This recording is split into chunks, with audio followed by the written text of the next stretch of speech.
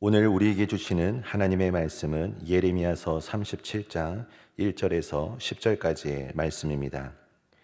요시야의 아들 시드기야가 여호야김의 아들 고니야의 뒤를 이어 왕이 되었으니 이는 바벨론의 느부갓네살 왕이 그를 유다 땅의 왕으로 삼음이었더라.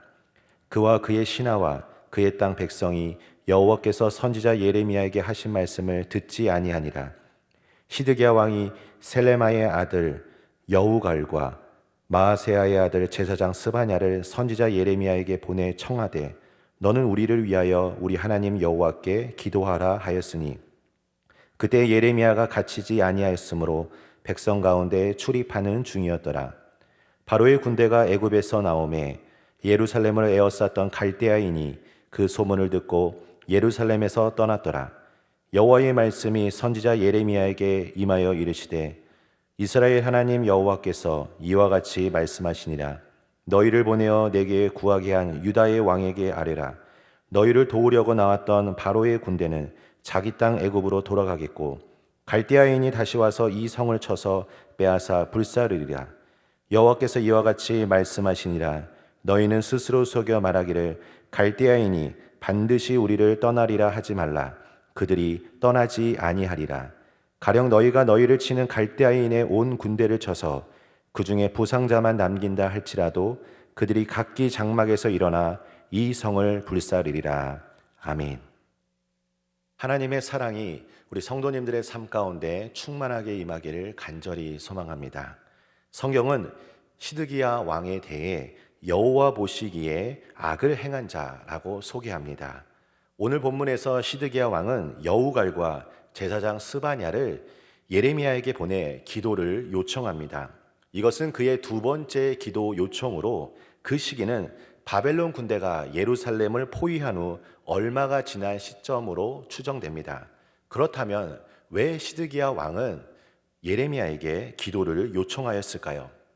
먼저 과거의 일을 살펴보면 유다가 아수르의 침공을 받을 당시 예루살렘은 절체절명의 위기에 처했습니다. 이때 히스기야 왕은 신하들을 선지자 이사야에게 보내어 예루살렘의 구원을 위해 중보해 줄 것을 요청합니다. 이사야의 기도로 예루살렘을 포위했던 사네립의 군대를 물리친 사건이 열왕기하 19장에 소개되고 있습니다. 과거의 사건을 통해 시드기야 왕은 예레미야에게 기도를 요청한 후 위대한 승리를 이루길 기대했을 것입니다. 물론 아주 좋은 생각입니다. 이사야만큼이나 예레미야 선지자도 하나님의 신실한 사역자였기 때문입니다. 하지만 분명하게 다른 한 가지가 있습니다. 히스기야 왕은 이사야에게 기도를 요청한 이후에 자신 또한 하나님 앞에 나와 간절히 기도합니다. 하나님의 거룩한 이름을 회방하고 모독한 사네립에 대하여 하나님의 살아계심을 드러내달라고 간절하게 구합니다. 그러나 시드기야 왕이 하나님께 기도하였다는 내용은 찾아볼 수가 없습니다. 그리고 앞서 34장에서 그는 바벨론 침공을 받아 나라가 위기에 처했을 때 그를 비롯한 유다의 고관들이 종들을 자유케 하는 내용이 나옵니다. 하지만 애국 군대가 올라와 일시적으로 바벨론이 그 포위를 해제하자 자유케 하였던 종들을 다시 노비로 삼습니다. 여러분, 문제가 발생하면 이 문제가 왜 일어났는지 우리는 그 근본 원인을 파악해야 합니다. 당장 눈앞에 보이는 원인만 해결해서는 안 됩니다. 깊은 곳에 자리 잡고 있는 것들이 무엇인지, 하나님께서 진정으로 원하시는 것이 무엇인지 하나님의 뜻을 알아야 합니다. 하나님께서는 시드기야 왕이 가지고 있었던 생각과 다른 하나님의 말씀을 전하십니다.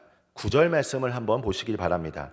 바벨론 군대가 애국 군대로 쫓겨가는 것이 아니라 이후에 다시 바벨론 군대가 올 것이다 라고 말합니다. 아주 잠시 누리는 평안입니다.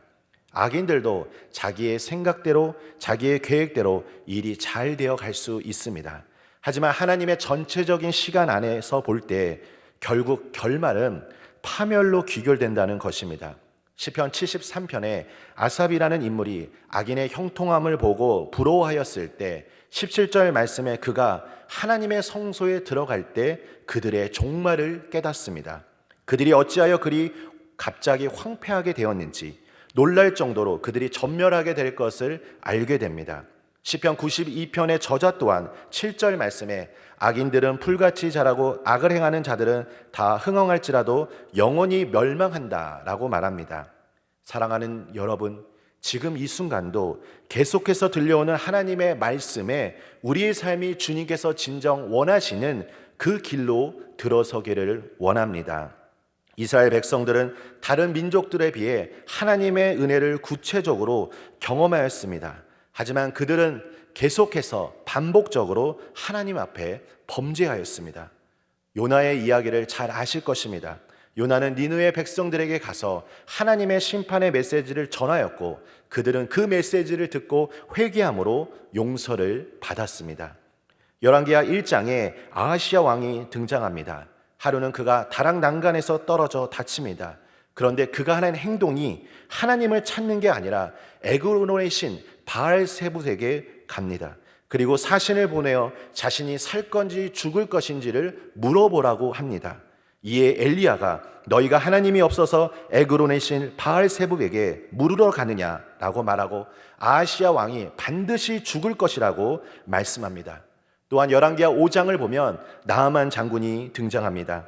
그는 하나님의 은혜로 치유를 경험하고 그가 15절에 이렇게 말합니다. 내가 이제 이스라엘 외에는 온 천하에 신이 없는 줄을 아나이다.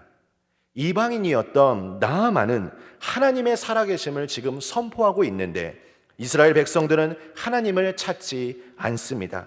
호세아서 11장에 보면 하나님께서 이스라엘이 어렸을 때 내가 사랑하여 내 아들을 애굽에서 불러냈다고 하십니다. 에브라임이여 내가 어찌 너를 놓겠느냐, 이스라엘이여 내가 어찌 너를 버리겠느냐 라고 말씀하십니다. 유다를 향한 심판의 메시지를 선포하시지만 마음 아파하고 계시는 그 하나님의 그 심정을 여러분 한번 생각해 보시길 바랍니다.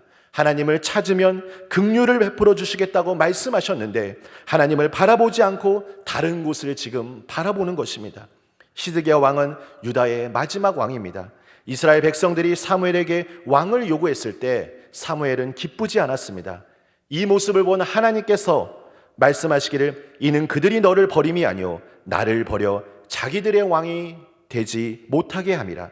이후에 이스라엘 왕이 세워집니다. 하나님께서는 신명기 17장 말씀에 왕을 세우려면 병마를 많이 두지 말라라고 말씀하십니다. 왕을 세우면 잘 될 것이라고 생각하였지만 왕들의 이야기를 통해 우리가 발견할 수 있는 그 마지막 결말은 무엇입니까? 자기 소견에 옳은 대로 행동하였다는 것입니다. 하나님께서는 예레미야를 비롯한 선지자들을 보내셔서 바벨론을 자극하지 말라고 경고하십니다. 하지만 유다의 왕들은 그 말을 듣지 않습니다. 왜 시드기야 왕은 계속해서 애굽만을 의지했을까요? 그것은 왕도 어쩌지 못하는 친애굽파 세력이 강했다는 얘기일 것입니다. 즉 애굽과 교류하던 솔로몬 시대부터 뿌려진 씨앗의 영향입니다.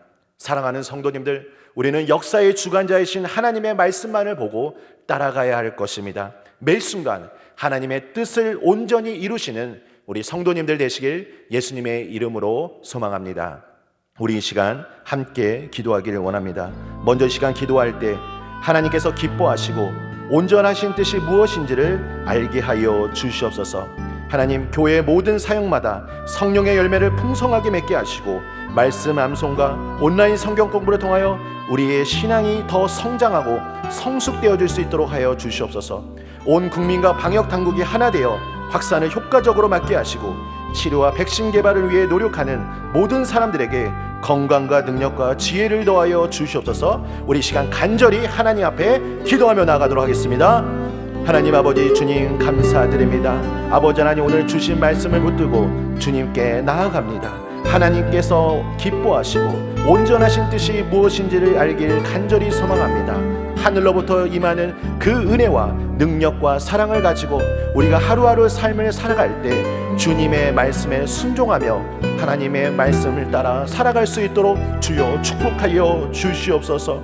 마음 아파하고 계시는 하나님의 마음을 느끼기를 원합니다. 돌이키면, 회개하면 하나님께서 긍휼을 베풀어 주시겠다고 말씀하셨는데 아직도 아버지 하나님, 하나님을 바라보지 못하고 있는 영혼들이 있다면 주여 이 시간 우리를 긍휼히 여겨 주시고 하나님의 자비를 내려주셔서 주님 한 분만을 온전히 바라볼 수 있도록 축복하여 주시옵소서.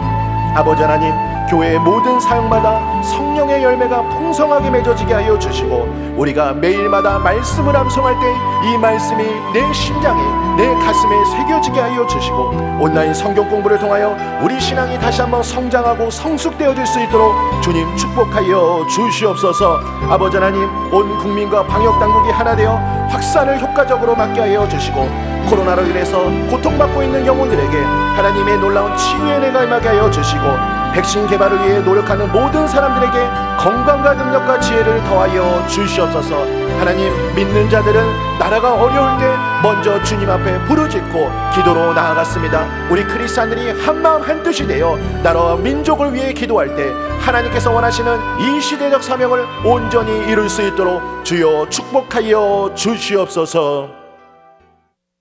이제는 우리 구주 예수 그리스도의 은혜와 하나님 아버지의 그 크신 사랑하심과 성령 하나님의 인도교통 역사 충만하심이 하나님의 말씀을 따라 순종의 삶을 살아가길 원하는 하나님의 자녀들 삶 가운데 이제부터 영원까지 함께 하시기를 간절히 축원하옵나이다. 아멘.